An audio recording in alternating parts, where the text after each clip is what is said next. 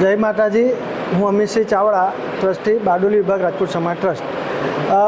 જે પ્રમાણે અમારી ગુજરાત રાજ્ય રાજપૂત સંકલન સમિતિ દ્વારા જે પ્રમાણે હવે લડતની શરૂઆત કરવામાં આવી છે, જેના ભાગરૂપે ગત દિવસોમાં પણ રાજ્યના વિવિધ ઝોનની અંદર ક્ષત્રિય સ્વાભિમાન સંમેલન યોજાયા હતા, જેના ભાગરૂપે દક્ષિણ ગુજરાતમાં પણ આવનારા દિવસોમાં એક મોટું સ્વાભિમાન સંમેલન યોજાય।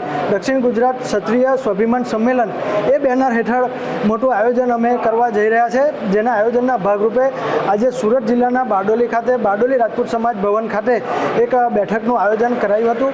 દક્ષિણ ગુજરાતના વિવિધ ક્ષત્રિય સમાજના જે 12 જેટલા મંડળો છે, એ મંડળના આગેવાનો તેમજ સમાજના અન્ય આગેવાનો સાથે એક અમે અહીંયા બેઠક કરી હતી અને કયા પ્રકારનું સંમેલન કરી શકાય અને કયા પ્રકારનું આયોજન કરવામાં આવે, એ આયોજનના ભાગરૂપે જ આ એક બેઠક હતી।